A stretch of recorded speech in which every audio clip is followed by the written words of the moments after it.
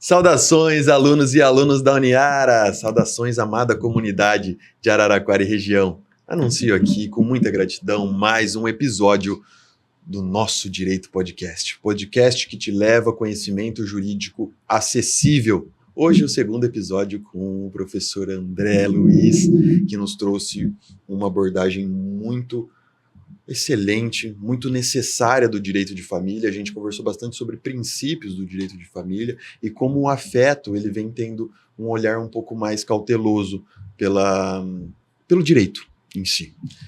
Como o operador do direito precisa ter uma sensibilidade para lidar com os casos de família, e hoje a gente vai adentrar um pouco mais falando sobre como as consequências do afeto nas uniões familiares e também algumas consequências aí, como se caracterizar uma união estável. Eu tenho certeza que você tem curiosidade em saber disso. Agradecer a todo mundo que está aqui presente, agradecer você, ouvinte telespectador, agradecer principalmente também o meu colega Thiago Romano, que vem sempre com muitas abordagens positivas.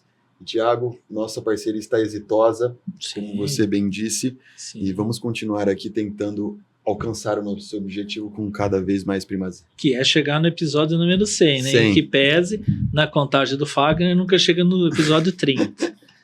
E aproveitando, quebrando o protocolo, né? Já cumprimentando o Fagner, toda a nossa equipe da TV Uniara, que com muito carinho prepara todo o nosso material, toda a nossa produção, que é voltado para vocês, né? Nossos ouvintes, telespectadores, quem nos ouve, nos assiste, enfim, por todos os nossos meios aí de comunicação, internet, rádio, né? Tudo que tem disponível hoje na atualidade. Esse é o viés da nossa Universidade de Araraquara, ter essa prestação de serviço, levar conhecimento e conhecimento de qualidade, fazendo essa prestação de serviço. Sempre com assuntos multidisciplinares que atravessam as fronteiras, né, do direito, levando ali a paz social, que é isso que o direito busca, né, André? A paz social. O André, né, é um grande humanista, né, defensor aí dos direitos, das garantias, e fala com muita propriedade como quem não assistiu, puder assistir, assista no YouTube, nos nossos canais, nos nossos arquivos, a primeira parte da entrevista do professor André. Agora nós vamos entrar mais a fundo nos temas que é de interesse de toda a população. Todos querem saber o que é uma união estável, né? A partir de que momento que eu tenho direito, a partir de que momento que eu tenho obrigações também, né? Como funciona, né? Então é muito importante ter conhecimento técnico, porque nós temos, a internet democratizou muito os meios de comunicação, mas nós temos muitos materiais impróprios. E aqui, vocês sabem que sob, né, a bandeira da Uniara, o material produzido é sempre um material confiável, né?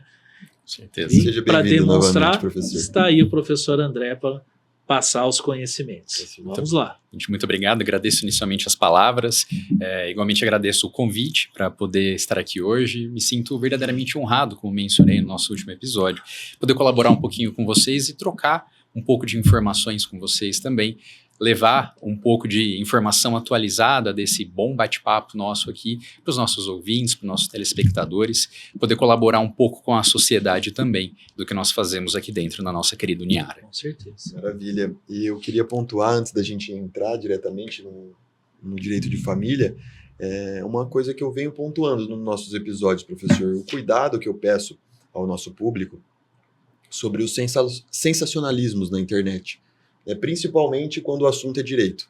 É verdade. Porque muitas das vezes o pessoal, como a gente já bem disse, o direito também é sentimento, e muito mais ainda no direito de família. Com certeza. Eu percebo que a publicidade ela vem se aproveitando desse sentimento que acarreia o direito para se propagar, para chamar atenção, para tentar te agarrar e fazer, no fim, você comprar ou contratar uma coisa com base no sentimento e não com base na técnica. E nós, operadores do direito, sabemos que muito mais do que o sentimento, que a gente precisa levar em consideração, a técnica e a ciência jurídica precisa estar em primeiro lugar. Então tome cuidado com os anúncios, as propagandas que te passam uma informação sensacionalista e te deixam enviesados. E muitas das vezes eu vejo que piora a cultura do litígio. É verdade. Né? Promove o litígio. Muitas dessas propagandas, esse combate, muitas das vezes. Demandismo, né? E isso precisa ser levado com cautela. Então, busque profissionais que prezam pela qualidade técnica e pela ciência jurídica. Então aí a gente continua, porque isso eu acho um ponto importante, e eu vejo que isso está prejudicando muito a sociedade, Thiago, na internet, né? Não, sem dúvida, e você tocou num ponto bastante relevante, que é justamente a beligerância dentro do direito de família, né? Como você bem pontuou, o direito de família ele tem mesmo um sentimento inerente, é uma família que eventualmente está se desfazendo, é uma questão relativa a imóveis, a bens adquiridos ao longo de uma união, uma discussão sobre guarda. Então, de fato, se você não tiver uma assistência jurídica de qualidade, é perigoso que você piore a situação em vez de você realmente buscar uma solução efetiva daquele litígio, né? Perfeito, maravilhoso. Então, com isso, professor, eu gostaria que você nos passasse em aspectos gerais como que a afetividade ela vem... qual que é a roupagem da afetividade hoje no direito de família?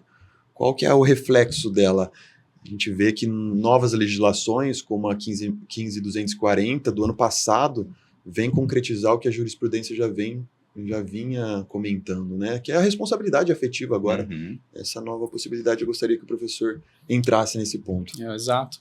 É exatamente isso. Na verdade, a afetividade, como a gente chegou até a comentar no nosso último episódio, ela vem com essa roupagem de um direito fundamental. Ela não é um princípio previsto na Constituição, mas ela entra como um direito essencial ao direito de família. Ela entra nas entranhas, na essência do próprio direito de família. E de maneira especial, quando a gente fala de poder familiar, que foi essa alteração da 15.240 em relação especificamente ao ECA, que trouxe então esse dever dentro do poder familiar, dessa assistência afetiva, ele dá um passo além dentro da perspectiva, porque se você analisar as disposições do Código Civil, quando a gente fala de poder familiar, lá não trata da questão afetiva. No entanto, a prática e as decisões jurisprudenciais em relação ao abandono afetivo geraram, então, essa reação legislativa em relação a esse tópico. Agora, verdade seja dita, e sem interesse em polemizar o tema, né, mas analisando de uma maneira técnica, eles trouxeram mais elementos de instrução do que propriamente deveres passíveis de punição. Pois vejam, o descumprimento do poder familiar, ele pode gerar inclusive, desculpem, o descumprimento dos deveres inerentes ao poder familiar pode gerar inclusive a perda dele, que é o que tramita pela promotoria, que hoje eu trabalho, diga-se de passagem. No entanto, a questão do abandono afetivo demanda um pouco mais.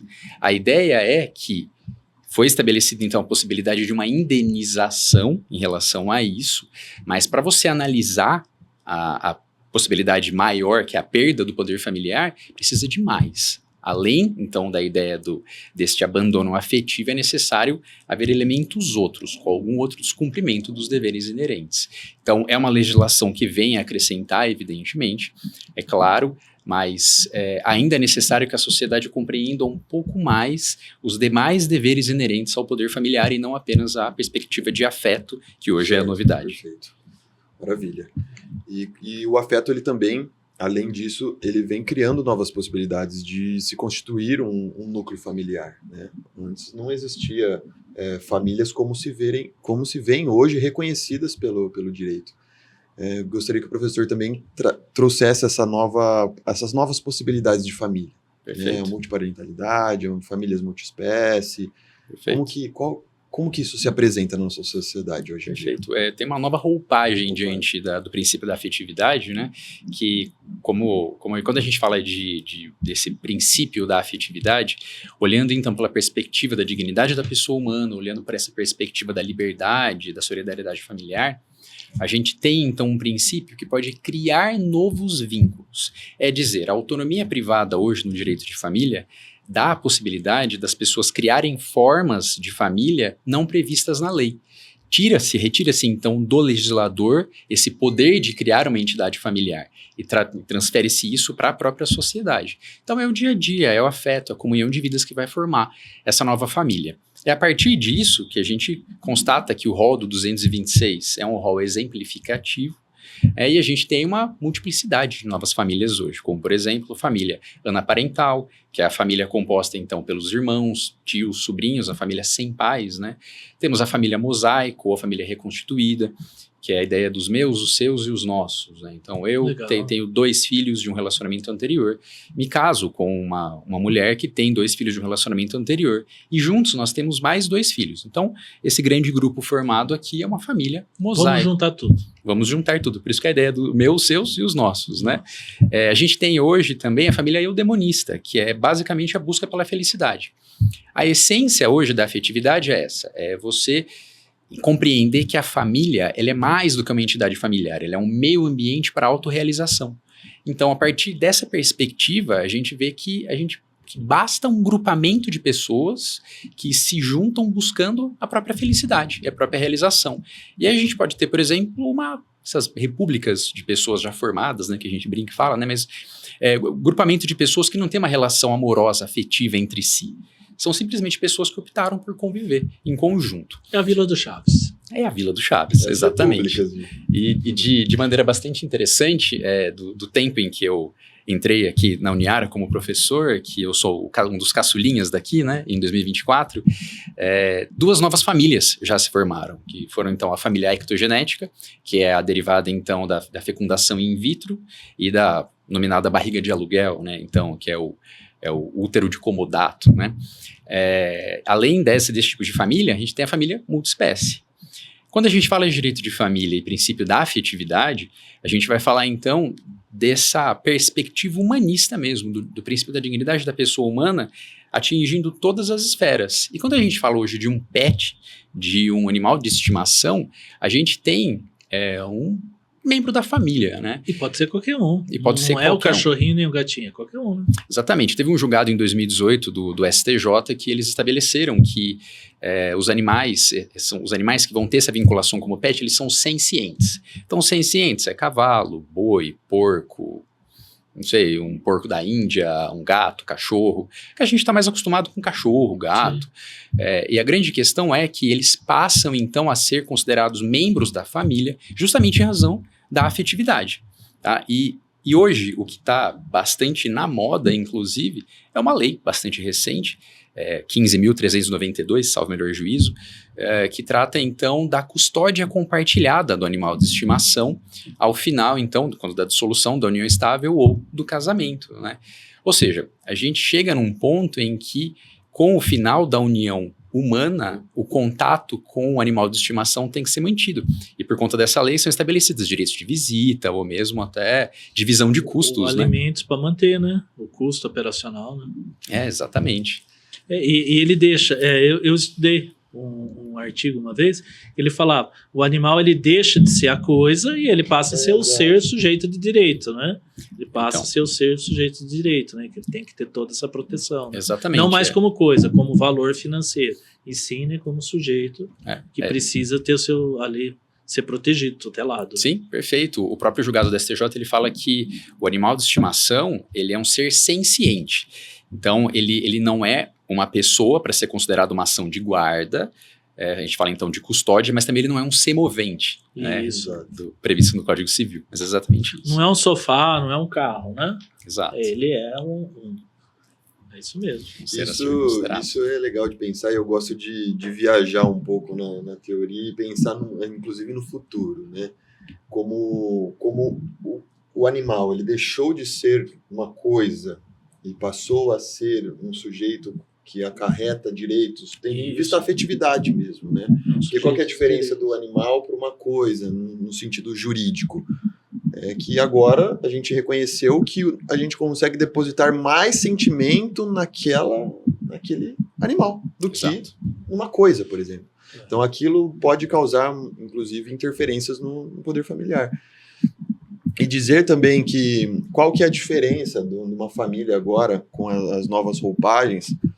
Antes as pessoas poderiam se unir da mesma forma, mas agora é reconhecido como família, né? Agora, pelo próprio direito, é possível estabelecer direitos e deveres dentro daquele núcleo familiar.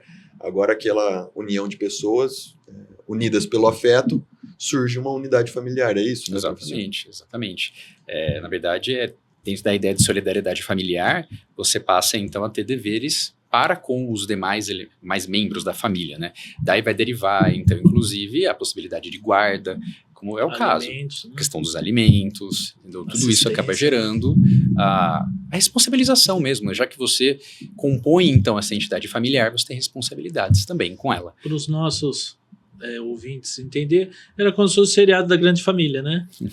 Da grande família, né? Ali você tinha o pai, tinha a mãe, tinha o tio, tinha o cunhado, tinham todos ali, né? Tinha aquele intuito, moravam todos juntos, né? E constituíam ali, né? Exatamente.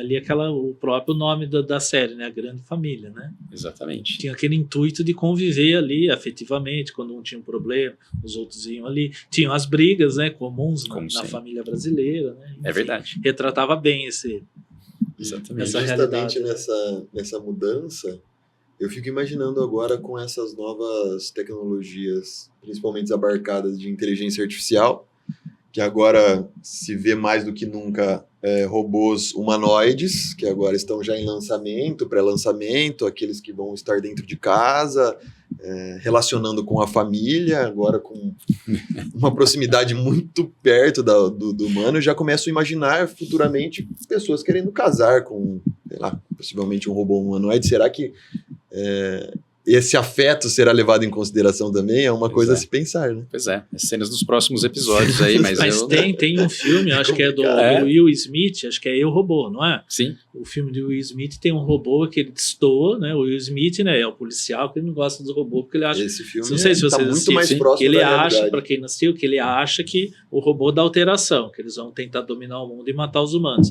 E aí eles identificam que um robô é diferente, ele até se exalta. E aí se percebe que o programador colocou um IA que ele permitia desenvolver inteligência humana e ter emoções, isso, claro, de forma artificial. Então, por isso que aquele robô, ele percebia que as coisas iam acontecer, né, se comportava de uma forma diferente. Agora, imagina se você tem um robô, né, que creio que não está faltando muito, porque nós temos um celular totalmente inteligente, nós temos uma Alexa, e aí, a partir desse momento, tem um recurso onde ele pode criar, através da inteligência artificial, mecanismos de tomar decisão, né, de criar mecanismos, isso.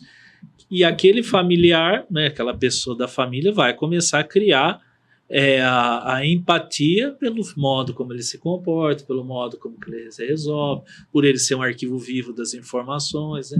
Quer dizer, vai extrapolar esse campo técnico, né, e vai vir para o campo afetivo, vai vir para o campo familiar. Já se vê notícias, né, de pessoas usando o GPT para consultas psicológicas, né? Então, ou seja... Não estamos tão longe, então, como parece. Não parece, mas estamos aí quase aqui em cima, né? Pois é, cenas dos próximos Com capítulos. certeza. Recentes, né? E muito mais próximo, o filme está muito mais próximo da realidade do que imaginamos. Exatamente. Bom, professor, então, com base nisso, a gente consegue entender um pouco como a afetividade vem refletindo e novos direitos e obrigações agora decorrentes das novas possibilidades de família. E agora vamos entrar num ponto que eu tenho certeza que o povo está curioso, sobre a união estável. O pessoal tem medo de falar sobre a união estável. É verdade. Doutor, o que você acha? Você acha que já está reconhecida a minha união estável? Será que eu vou ter que dividir tudo com a pessoa? Exatamente. Como isso se dá, professor? Não, realmente... De fato. A união estável, pelo 1723 do Código Civil, ela é constituída, então, por uma união pública, contínua, duradoura e com o objetivo de constituição de família. Então, rapidamente, uma união pública ela tem que ser conhecida pelas pessoas, não pode ser clandestina. Né? Uma união contínua é uma união sem interrupções, uma união que tem, então, que se protrai no tempo. Duradoura quer dizer que ela não tem prazo mínimo para ser reconhecida. Isso é uma questão bastante relevante para os nossos ouvintes, telespectadores. Não tem prazo para acabar. Na verdade, ela não tem prazo mínimo para ser reconhecida, porque é muito comum a gente escutar que há necessidade de pelo menos 6 meses para que uma união estável possa ser constituída, reconhecida, ou mesmo eu já ouvi 5 anos. Não tem isso. Na verdade, a união estável ela não demanda prazo mínimo. Tem um julgado recente do STJ que dispõe que 2 semanas não é o suficiente. Tá? Já tive caso prático que 2 meses foram suficientes para ser reconhecida uma união estável. Mas qual é o ponto? Você tem que ter um tempo suficiente, então ela tem que ser duradoura o suficiente para caracterizar o fim de constituição de família. Né? Então, o que é o fim de constituição de família? É essa conjugação dos seus anseios, das suas pretensões, é você unir a sua vida com a de alguém efetivamente. E é exatamente aqui, nesse tópico, então, do fim de constituição de família, que a gente vai diferenciar o namoro de uma união estável. Porque a pergunta que eu mais recebo, olha, Professor, olha só, eu tô namorando faz tempo, eu tenho acesso direto ao condomínio da minha namorada tem acesso direto ao meu condomínio, se você for na casa da minha namorada, tem várias roupas minhas lá, se você for na minha casa, tem várias roupas dela lá, exatamente, tem carregador de celular dela lá, estou em união estável? Assim, depende. Né, porque na discussão jurídica aqui, em tese, fica muito fácil a gente diferenciar o namoro da união estável. Por quê?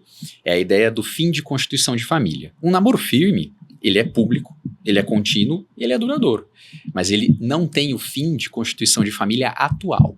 E é essa a diferença, ao menos jurídica, em relação a isso. Né? O namoro, você tem o objetivo de constituição de família futuro. É a mesma coisa do noivado. Mas eu tô com o casamento marcado. Não importa, é futuro, ainda que um futuro próximo. A união estável não, a união estável é para hoje.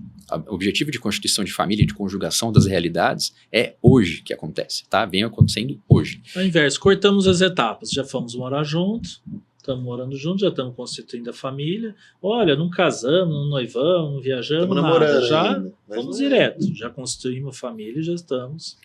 Exatamente Só não isso. casamos. Exatamente isso. E tem uma questão bastante relevante, que a união estável ela é juridicamente reconhecida como um ato-fato. O que é um ato-fato, em palavras simples, para a compreensão de todos? É basicamente um comportamento humano que tem reflexos jurídicos independentemente da vontade das partes. Ou seja, se eu tiver uma união pública contínua e duradoura com o objetivo de constituição de família, ainda que eu chame aquilo de namoro, vai ser uma união estável. E é este aqui o que a gente brinca na sala de aula, que é o pulo do gato, tá? Porque as pessoas às vezes chamam aquilo de namoro, mas não é. É uma tá? verdadeira união estável. E tem um ponto bastante relevante aqui, até vou adiantar esse ponto que eu acho legal, é a ideia do contrato de namoro. Exato. É uma coisa muito comum. Na verdade, isso ficou famoso o ano passado, que saiu nas grandes mídias, mas já é uma coisa antiga. Eu vou dar um exemplo que eu passei. Quando eu ainda advogava, um colega de trabalho me procurou, falou assim: André, é o seguinte, eu estou morando muito perto da nossa empresa aqui, e a minha namorada mora, então, perto da empresa dela, que é lá longe, do outro lado da cidade. Tá bom. Agora ela está trabalhando aqui perto, então ela veio morar comigo. Né? A gente já namora há muitos anos, a gente já tem uma relação estável, a gente pensa em casar efetivamente, mas ela veio morar aqui junto comigo. Mas eu queria me resguardar, porque eu estou pagando o financiamento de um veículo e estou pagando meu apartamento, né? Esse que a gente vai morar no futuro. Não é esse que eu estou morando ainda. Quero me resguardar, então fiz o contrato de namoro, deixando claro que a gente não tem a intenção de constituição de família. Isso basta, né? Não. Tá só burlando, né? Por É uma quê? questão de fato. Porque a união estável é um ato-fato. Então, esse comportamento humano que tem consequências jurídicas independentemente da manifestação de vontade. Eles estavam lá já convivendo maritalmente. Eles estavam convivendo dentro dessa posse de Estado como se casados fossem. Então, não é um documento que vai dizer o contrário. Agora, a gente vai dizer que o contrato de namoro é absolutamente desnecessário, ineficaz? Não é. A questão é a seguinte: o contrato de namoro ele entra como uma carta de intenções. O julgador ele vai analisar aquilo como uma preliminar. Olha, realmente eles estavam dizendo que eles não viviam em união estável, mas vamos verificar se os requisitos do 1723 estão ou não preenchidos. Tanto que eu até levo para os alunos na sala de aula um julgado até do Tribunal de Justiça do Paraná, em que o desembargador deixa claro, ele fala, de fato, os elementos demonstraram que a manifestação de vontade do contrato perdurou, foi a que prevaleceu. Então é essa carta André, de intenções. É igual o estágio, né? Mas desde o primeiro dia que eu entrei, eu já entrei para trabalhar. Eu nunca aprendi nada, nunca fiz nada, já fui mão na massa, eu trabalhei igual funcionário, né? Quer dizer, adianta você ter o contrato? Não, já desvirtuou, né? Exatamente. É a realidade prática, né? E é possível estabelecer regras mesmo na união estável, né, professor? Sim. Então, às vezes, você trocar o contrato de namoro, mas já reconhecer a união estável, só que com alguma estipular regras, com certeza, é o mais adequado por muito dos casos, né, professor? É o que a gente indica bastante fazer. Exatamente. E é ideal você fazer isso, porque se a ideia é proteção patrimonial, você fazendo o reconhecimento da união estável, você pode escolher o seu regime de bens, por exemplo, como um regime de separação convencional. Pronto. Tá tudo resolvido. Separação total de bens, né? Exato. Então, isso resolve todos os problemas mesmo. Maravilhoso. Temos tanta coisa para conversar. Não, é um assunto infinito praticamente. Todos os nossos entrevistados, né, são assuntos para o ano inteiro, né? Sim, é maravilhoso. A gente tenta resumir um pouco da matéria inteira aqui. e um pouco dos aspectos práticos, mas foi maravilhoso. Tenho Muito certeza bom, que tá? quem ouviu, quem viu, escutou, enfim, independente da plataforma, conseguiu absorver um pouco de Claro, foi conhecimento muito e está um beneficiado. pouco mais esclarecido das situações. Professor, já que te faço o convite para você voltar em Claro. outra situação para a gente continuar essa Uma conversa. sempre à terceira disposição. rodada. Com certeza Obrigado, temos professor. muita coisa a falar. Muito Muito obrigado, obrigado. professor André. Tchau, pessoal. Obrigado, Fagner. Muito obrigado. Pessoal. Obrigado, E Fagner. até logo.